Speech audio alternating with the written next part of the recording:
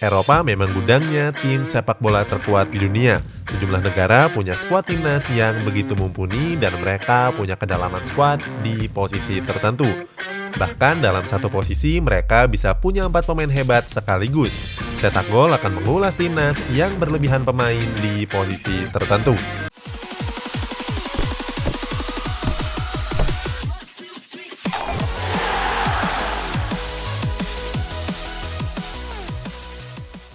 Ada banyak pemain top di posisi tertentu di negara tertentu. Banyaknya pemain menjadikan pelatih menjadi lebih mudah memilih siapa yang akan mau masuk timnas. Mereka punya skuad yang variatif, tapi resikonya ada beberapa pemain yang akhirnya tidak dimainkan walaupun dia adalah pemain hebat. Ada banyak pemain hebat yang tidak dimainkan oleh timnasnya sendiri. Cetak Gol akan mengulas sejumlah timnas dengan kelebihan pemain yang hebat di satu posisi tertentu saja. Inggris, bek kanan. Di daftar pertama ada timnas Inggris yang punya bek kanan yang bertalenta. Sederet pemain top bisa membuat pelatih Gareth Southgate pusing untuk memilih yang mana. Kalau dia betul-betul pusing, bisa saja dia cuma hitung-hitung kancing. Siapapun yang terpilih sama-sama hebat. Saat pertandingan Liga Negara melawan timnas Belgia, Southgate menurunkan 3 pemain yang sebenarnya berposisi sebagai bek kanan. Satu mengisi bek tengah dan 2 lainnya disebar ke posisi lain. Kyle Walker yang memperkuat Manchester City ditempatkan di posisi bek tengah sisi kanan. Inggris saat itu memang menggunakan formasi dengan skema 3 bek. Terus ada bintang Liverpool dengan crossing mematikan Trent Alexander-Arnold. Dia ditempatkan di posisi gelandang kanan. Satu lagi pemain yang sebenarnya bek kanan adalah Kieran Trippier. Buat yang belum tahu, sekarang Trippier bermain untuk Atletico Madrid.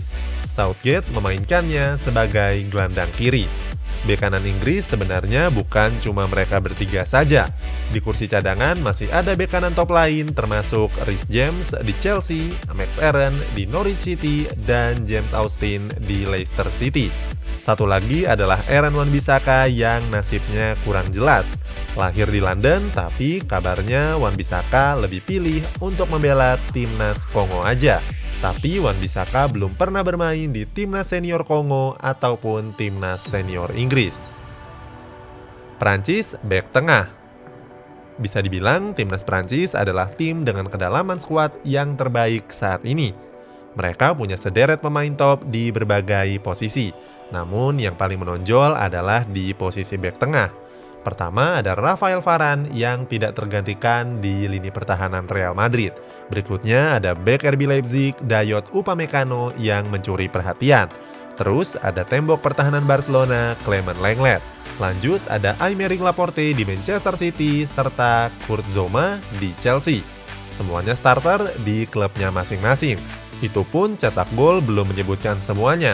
Masih ada Jules Koundé, Adel Rami, Laurent Koscielny, dan Samuel Umtiti yang tidak kalah tangguhnya. Segudang talenta tersebut merupakan alasan kenapa pemain sebagus Aymeric Laporte belum pernah bermain untuk membela timnasnya.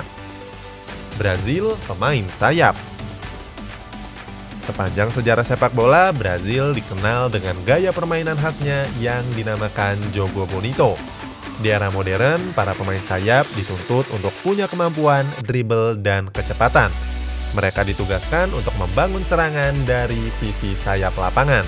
Timnas Brazil memang gak pernah kehabisan pemain top di posisi ini nih. Hampir setiap tahun, Seleção memang punya winger unggulan. Di tahun ini, winger mereka tidak kalah menarik. Ada pemain dengan transfer termahal Neymar, selanjutnya ada Willian yang kini berseragam Arsenal, dan berikutnya ada Douglas Costa yang baru dipinjamkan Juventus ke Bayern Munchen, dan ada Philippe Coutinho yang menjadi salah satu pembelian termahal dari Barcelona. Tidak ketinggalan ada Richarlison yang bersinar dengan Everton di Premier League musim ini. Tidak hanya itu, timnas Brazil juga masih punya pemain muda yang berposisi winger. Ada duo Real Madrid, Rodrigo dan Vinicius Junior. Ada lagi wonderkid Arsenal, Gabriel Martinelli. Spanyol, gelandang tengah. Dulu timnas Spanyol punya duet Xavi Hernandez dan Andreas Iniesta. Keduanya sudah sukses mengguncang dunia dengan keajaiban mereka di atas lapangan. Walaupun keduanya sudah pensiun dari timnas Spanyol, tapi timnas Spanyol belum kehilangan gelandang tengah yang berbakat. Di nama pertama tentu saja ada veteran Barcelona Sergio Busquets, kemudian ada Thiago Alcantara. Spanyol juga punya Koke dan Saul Niguez. Keduanya pemain mahal dengan nilai pasar yang lebih dari 1 triliun rupiah. Mereka juga berada di kondisi prima dan siap dimainkan kapanpun mereka dibutuhkan. Spanyol juga terus melahirkan gelandang baru yang berusia muda dengan kemampuan yang menjanjikan. Ada Dani Olmo dari RB Leipzig, Mikel Merino dari Real Sociedad, dan Dani Ceballos dari Arsenal. Gelandang Manchester City, Rodri, dan gelandang tengah Napoli, Fabian Ruiz, juga membantu timnas Spanyol memimpin fase grup Liga Negara saat ini. Mereka juga berhasil unggul dari timnas Jerman, Ukraina, dan Swiss. Belanda, bek tengah. Timnas Belanda menjalani beberapa tahun yang cukup buruk di sepanjang sejarah sepak bola mereka. Namun hal itu terobati dengan gelaran Liga Negara di musim lalu, di mana saat itu skuad Orange berhasil melaju ke partai semifinal melawan Portugal. Mereka juga berhasil lolos ke Piala Euro 2020. Pelatih Frank de Boer coba meramu pemain-pemain mereka. Belanda memang sudah punya sederet pemain hebat dan menempati di berbagai posisi.